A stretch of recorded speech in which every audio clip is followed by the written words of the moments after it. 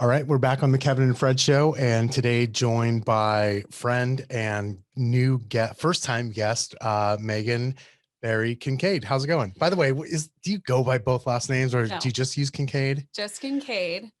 But when you run a business and you've got one last name, it's really hard to ditch it after a couple It years. really is, right? So I still call people and they're like Megan Barry, and I mean it's I'll not correct them.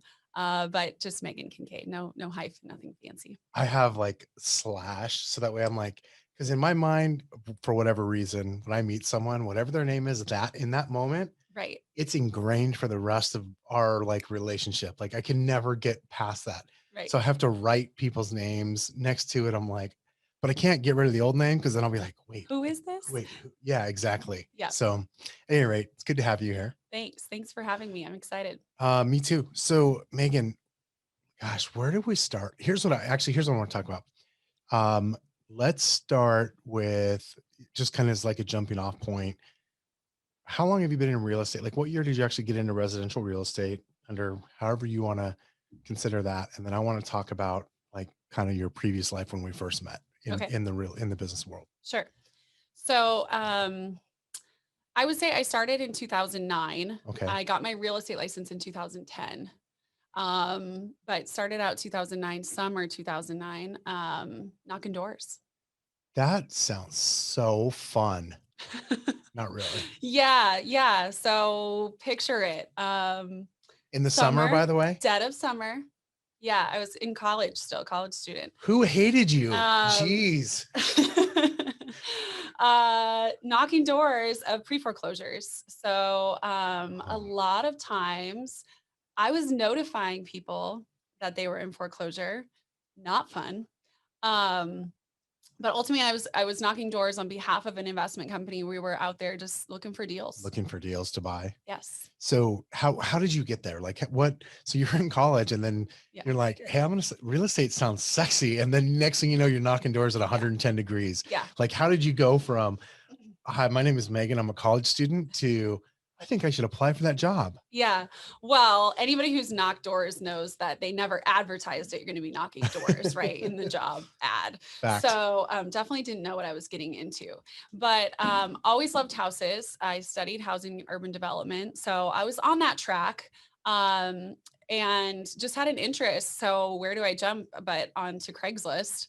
Um, and, and found an ad, Ye- for an investment company. It sounded sexy. It was exciting. And Craigslist like wasn't as creepy Well, I was at going the to say, like, if time. we think about it, though, like go back to 2009, like, yeah, Craigslist is the place you would think to go Yeah. first. Like, that was the place then. Yeah. Yeah. That there was no Indeed, like that was where you Yeah. looked for a job.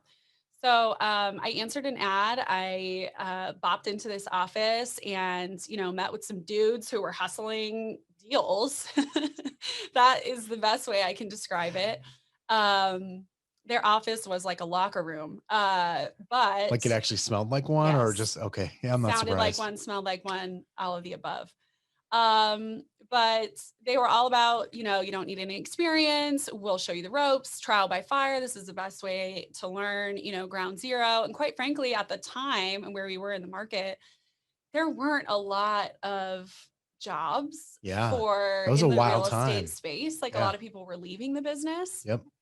Um, there weren't like, polished internships that you were really able to sign up for. So I went the complete opposite direction. But, they told me I was the first kind of line of defense in bringing properties into the company, and that, it'd be a fast growing position. All of the line, they used all of the All the sales lines. lines, yeah, on Hey, you. Yeah. I was sold, and they were good salespeople. So I guess that was the first lesson right there.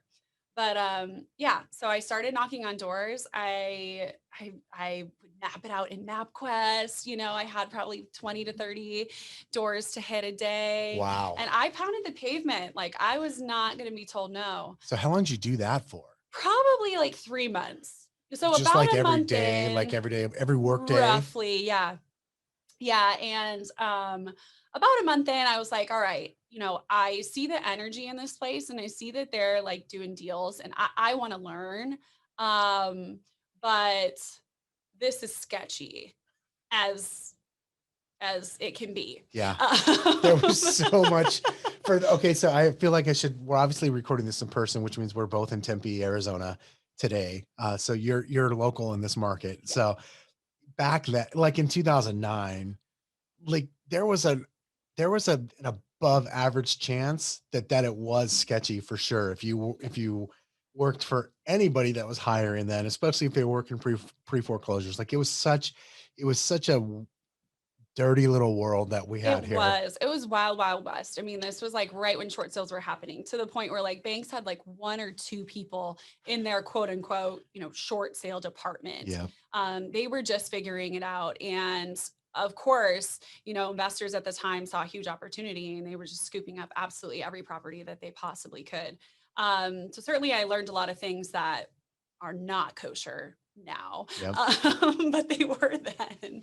And anyway, I about a month in, I told him, hey, I'm going to keep doing this as long as you want me to do this, but I think I can provide more value in the office. Like, let me come in. And I just nagged and nagged and nagged and nagged and nagged. I mean, every day I was there getting my list. I stayed a couple hours after, just hanging around, asking if anybody needed help with anything.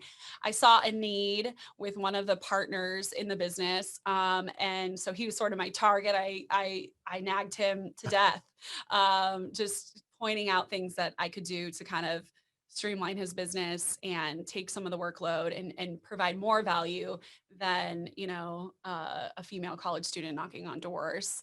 I So feel by September or so, I got in the office. I feel like so I have to pause from your story real quick for the listener. So if you because you just said something that is something that I am always looking for and want other agents who are, or really any business owner to look for too, is when you have a Megan who is nagging you to help you, to push you to make your business better without like you guys are just gonna have to trust me and we'll get there. She's amazing. And you just didn't know it yet, and he didn't know it yet, and the rest of the industry didn't know it yet. But I would have known it, not in '09, but like today, if that same girl showed up, I'd be like, we need to do whatever we have to do to groom her and help her grow her business, because that is such a big sign of somebody who is going to make it happen regardless. And so many business owners they just look at it as nagging, literally like, Yeah, oh God, no, I'll get to it later. Like you don't understand. I got to go do my deals. Right. right. And if we just, as business owners, if we just slow down and go, recognize that you were just literally talent knocking on their door, begging to help, that when we allow that to happen, like our worlds get so much better. But I digress. Back to your story. So they let you in the office in September. Like, what do you mean by that? Yeah, so they had essentially, there were probably 10 or 15 guys they were running door knockers under them. Okay, so door knocker's job: go out, get somebody's name and contact information who says, yes, I would be willing to sell. Bring that into the office, and then these guys would jump on it. So at the time, these salespeople who were also negotiating their own short sales and finding end buyers for these properties, everything in between, they were also making these lead calls and trying to get an appointment to go look at the house and make an offer, etc.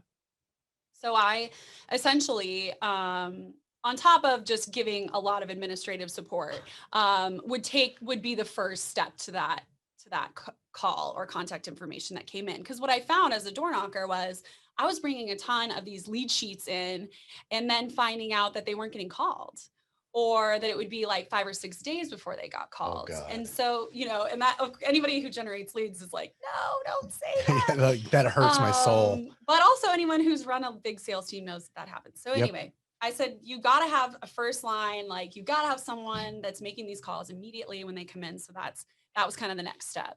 And I did that. Honestly, I did that piece.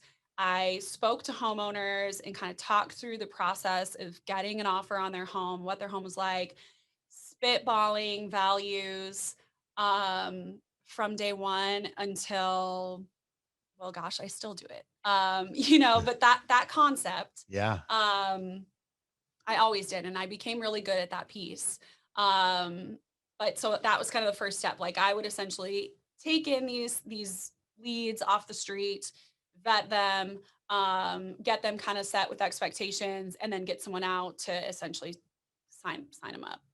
So fast forward for me just a little bit though. Yep. So you're learning this process of taking listings and or either listings or opportunities to buy properties, right? To Yep. invest in, right? Yep. Whether that was were these like wholesale properties or were they flips, They kind were of combination? flips. Flips, So okay. yeah, so that business at the time, we were pretty much exclusively flipping. It's Okay. pretty challenging to wholesale a short sale. Yeah. Not to say we didn't try, It's but possible. It's just not worth the it's effort. Been there. possible. Yeah, it's possible. And they were very creative about flipping very quickly. But essentially it was contracts to buy and to flip. So 2009 to 2012, I worked for a growing fix and flip fund. And that's pretty exclusively what we did, fix and flips. And then I think the first time I actually met you in person was it's like middle of 2013. Yep. We were at dinner in Tempe with a small group of people. Yep. Bernie and Dustin set that up. Mhm.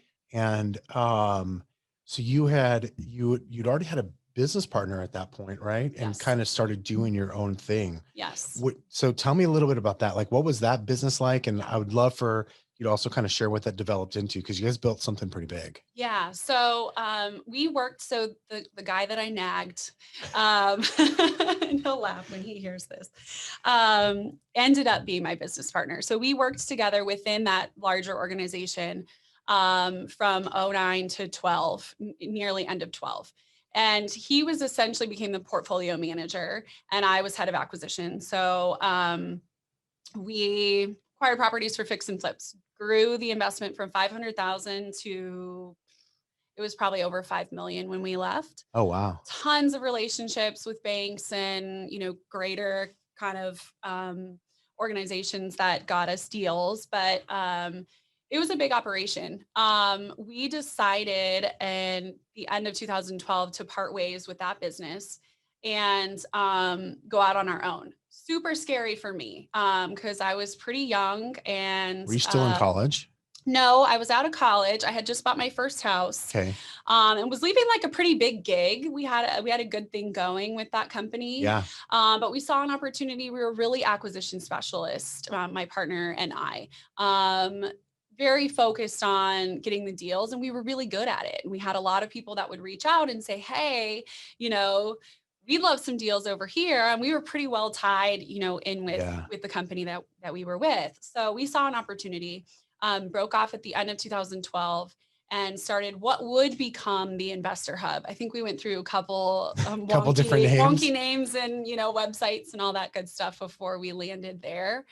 But yeah, so around start of 2013, the Investor Hub was born, and really is exclusively built at the time as a wholesale vehicle.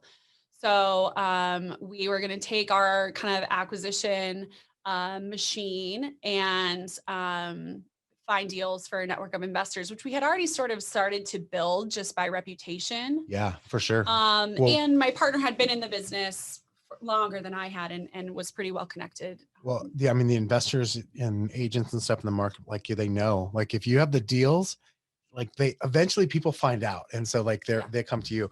Do me a favor. I know this is like really like first grade level, but because most of the listeners are kind of more of a traditional agent, sure. give us in your words, what the hell is this wholesale? Yeah. Like, what is that? Yeah. So essentially, it is where you go out to a homeowner, get the property under contract, and then sell that contract for a fee. So you're going out as a buyer, you're putting the home under contract, and then offering it out to a network of investors, or could just be one person that right? Right. In exchange for a fee. Now, occasionally you'll actually sell the property, take title to it, and resell it. Other times you just assign your interest in the property for a fee. Okay. So no representation. It wasn't the traditional kind of agent route. So while I was licensed, I wasn't working, really as an agent, but more so as an actual buyer. Let me ask you this question.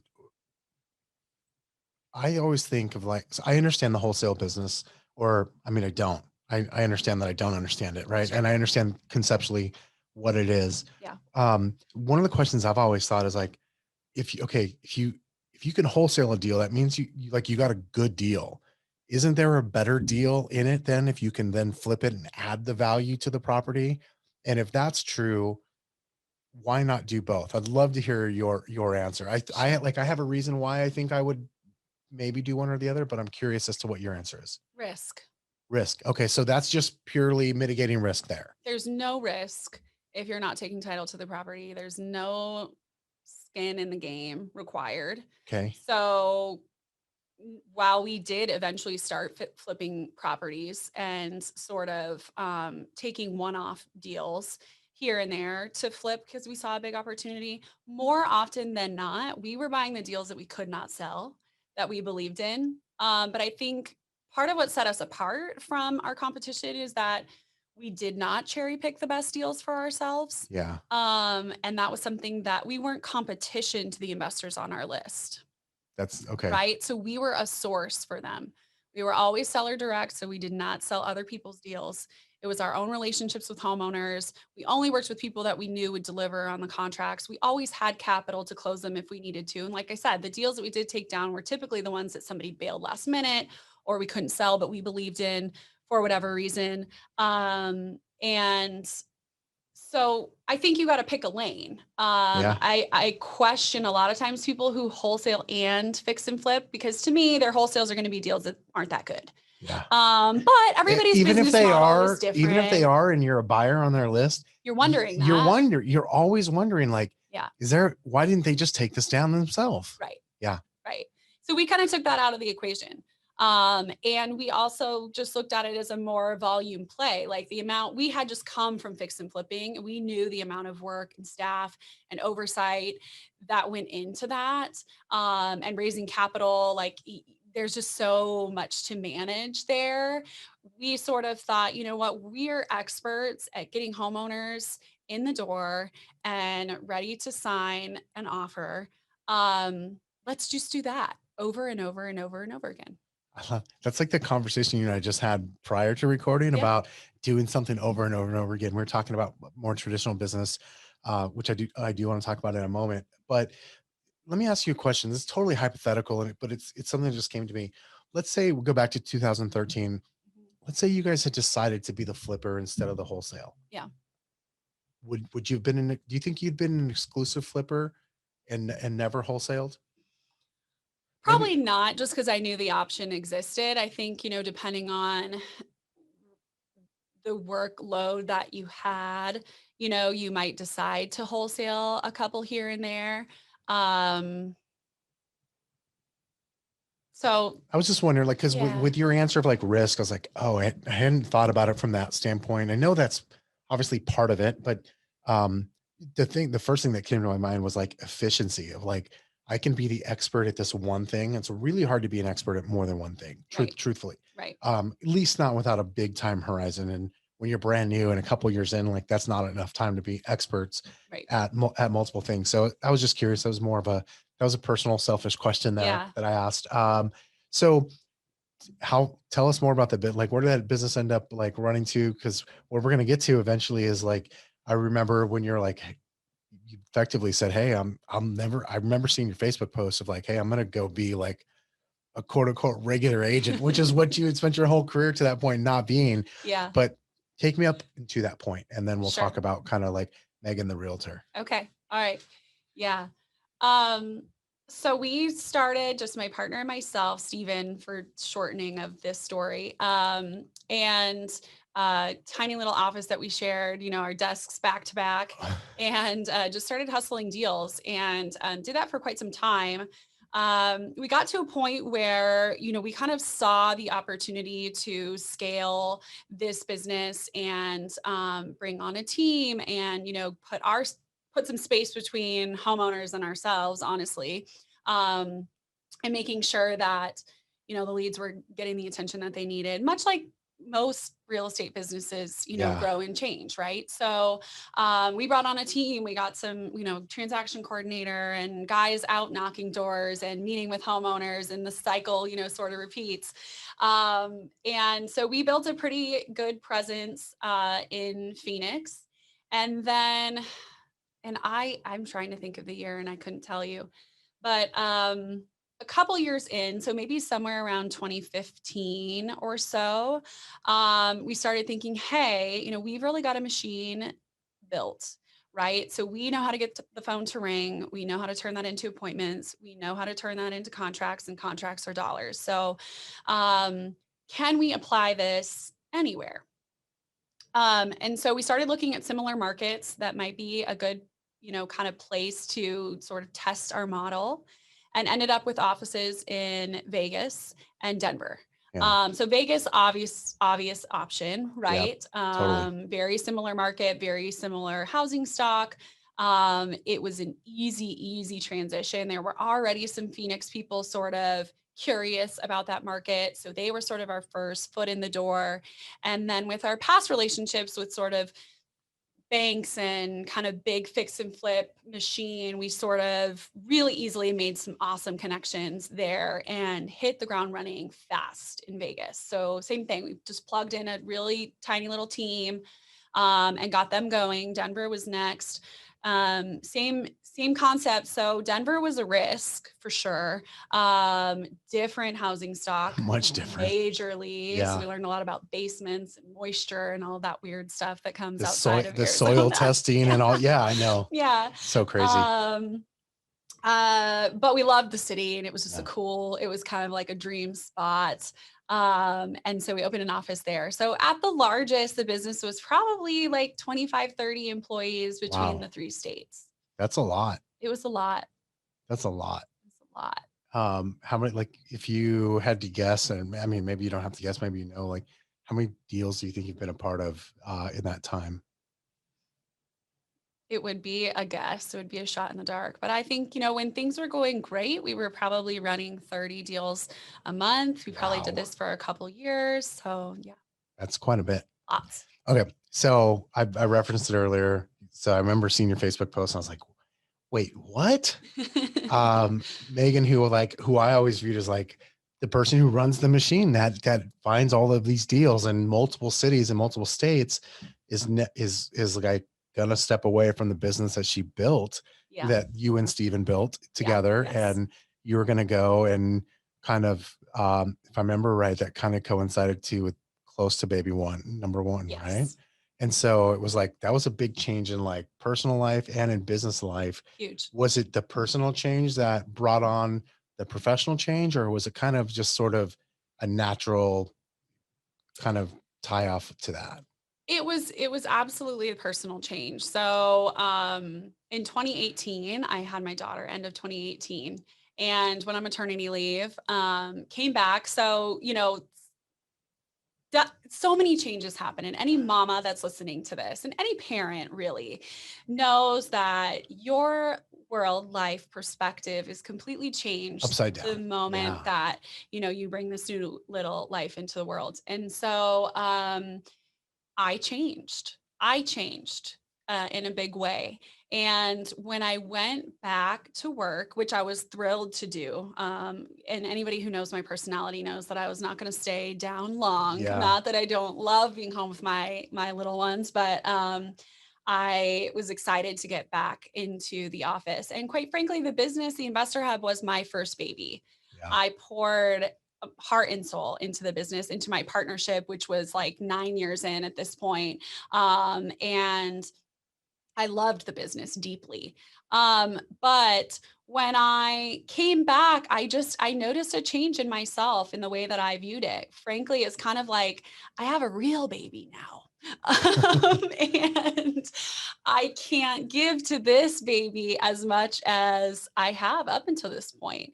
And even though we had built an awesome team, it still required a lot of you. And it was a lot of management. So again, we had, a team of employees. I was very far from talking on the phone to homeowners. It was very numbers driven. It was a lot of meetings. It was a lot of, kind of just operations was sort of more my focus. Managing salespeople and, sales managers that are listening are laughing because they know what that's like. It was a lot. And so I hung in for about a year. And I would say I was having like a pretty deep internal conflict Yeah. because I didn't feel as tied to the business as I had before. And so I got to a point really where I was like, this just isn't fair. Right. Like I can't be in the position that I'm in as president and co-owner and this partner, and be feeling this way. And so I had that conversation with my partner at the end of 2019, so almost a year later. And it was I was hard. gonna say, It how was hard was that for sad. you to like even start that conversation? Hard. You had to have it with yourself first, Yes, and many then times. come to grips with it and go like, okay, this is real. Many And times. that could all, I mean, and then to have to go to Steven, I'm sure was like a whole other like another mountain to climb, right? Yes. And I told you when we were texting about just when I said, hey, like we should do a podcast. Part of the reason why though is one of the things I loved is the fact that you have really been clear about I'm a mom and I'm a real estate professional. And I've always admired your on the investment side, like your business acumen, what you guys built was so awesome. And it was like really easy. It was kind of fun for us to kind of like almost ride shotgun with you to kind of see what you guys were doing in the Sure. same markets that we were in Yeah. and watch that. And then you're like this big shift. And it's very clear that I mean, you are like to me, first of all, to make that big shift, to be as honest with yourself as you were about as much as you put into this, I cannot do it like that anymore. And then to shift and then to be able to still be a business person and a mom. Like you're not like one. You're doing them both at a high level. How did you was that like a hard transition for you? I'm sure it was hard. That's a dumb question. How hard was that? Or maybe what was the surprising part of that transition for you? Yeah. And what's that like for you today? Yeah. So I would say it was twofold. I think when I finally was all done, so it was a long transition, right? So end of 2019, we had the conversation, and then I didn't actually exit the business until right around March 2020. So funny timing. Yeah, So real good timing. felt like terrible timing, Right. very scary. So I kind of put my head down for a couple months and sort of got my ducks in a row. But I would say in the beginning, I sort of had an identity crisis a little bit on the business side because I had been this, right? I had been Yeah. so established and pretty vocal about like what my business looked like. I always had a real estate license. I always did some deals here or there, but I wasn't like what someone thinks of when they think of a realtor. Right. I was more on the investment side and, I was like a president of a company, and now I'm just like a nobody starting from the very bottom, right? So it felt it was hard, it was emotional, and that caught me off guard because I felt really ready and I felt very strongly that I was making the right decision for myself. Yeah. Um, but when it all was said and done, it was very emotional. It was like I had to grieve almost like that phase of my life. And at the same time, what's been the most fun about it is I did come out of the gate like very clear about how my business was going to look. And it's a word I use all the time, and my clients are probably sick of it, but like intentional, right? Yeah. Like that was just something that resonated deeply with me is that if I'm going to do something, if I'm going to be away from my baby and I'm going to, be out here hustling again, I want it to be very intentional. I want it to look a certain way. I want to design a life that I love and have a business be a part of it, not the business is my life, which is Yeah. sort of the mentality that I had taken up to that point.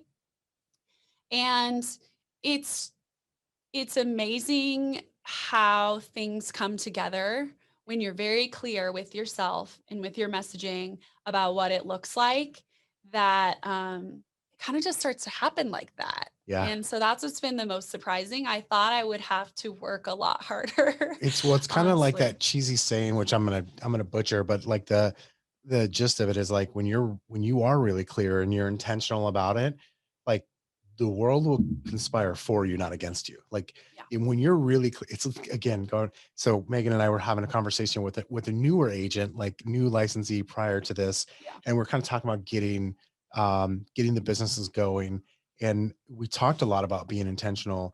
And the reality is once you do that, like stuff starts to get out of your way. Like, not that it's easy or that it's, that everything just falls in your lap, but when you're really clear about what you're willing to do, what you're not willing to do, when you're willing to do it, how you're willing to do it, Yeah. everything else kind of just goes, oh, like the stuff that's not for you goes, they realize it and they're like, oh, like I don't need anything. I'm going to stay out of Megan's way Mhm. because I'm not for her. Right. Where, and then the stuff that is for you, the stuff that is attracted to, what your intention is like more like a magnet and they can't not be around you. Right. Right. And it just you feel so much more aligned. Like I said, that first year coming back after having my daughter, I had a lot of feelings of conflict.